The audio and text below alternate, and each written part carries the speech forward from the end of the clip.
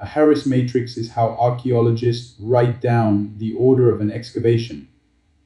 Every layer, every cut, every fill is a context.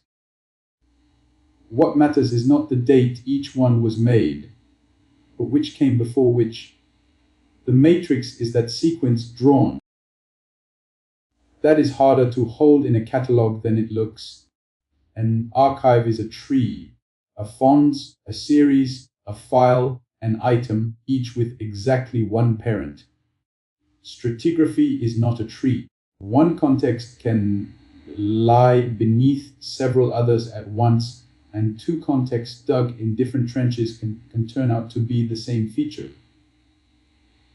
It is a directed graph, and it will not fold into a hierarchy. So AtoM keeps both. Each context is a description in its own right. Cataloged, searchable, and sitting in the archival tree where it belongs. The stratigraphic relationships are recorded separately alongside them, and the matrix is computed from those relationships every time it is drawn. Nothing is duplicated, and the sequence is never flattened to fit the hierarchy.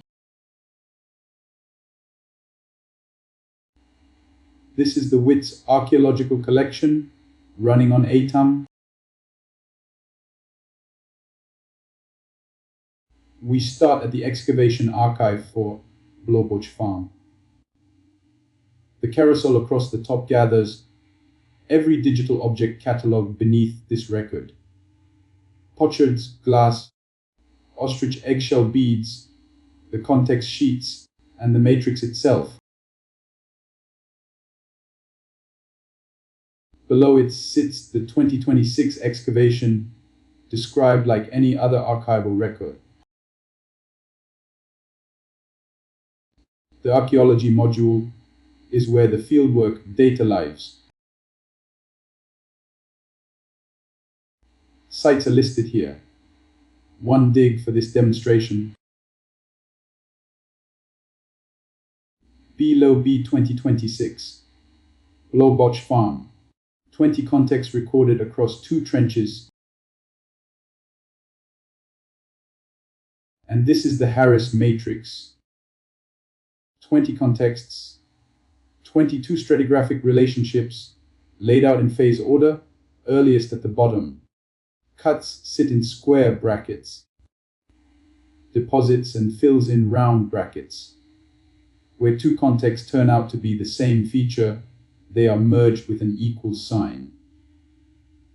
So 1001 and 2001 are a single deposit recorded twice because it was met in 2 trenches.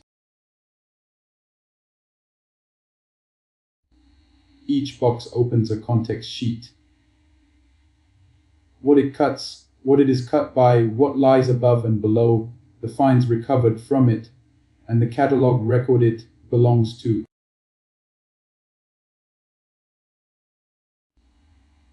The sheets are the primary record. The matrix is only a reading of them. The dig plan carries the site's position, latitude, longitude, elevation, and importantly, the positional accuracy. No map tiles load here. This instance's content security policy allows no external tile host, so the locator is drawn from the coordinate itself. Below it, the section builder slices the dig by elevation, filtered by trench, and by context type. The finds register lists everything recovered. And every find is tied to the context it came out of. That link is what turns a box of objects into an assemblage. The spatial view plots whatever has a recorded position and says plainly how many sites could not be plotted. The matrix is catalogued as an image in its own right alongside the schematic section. And that is the whole of it. The dig is described, the scribe, the sequence is recorded, and the matrix is drawn from the record itself rather than kept beside it as a picture.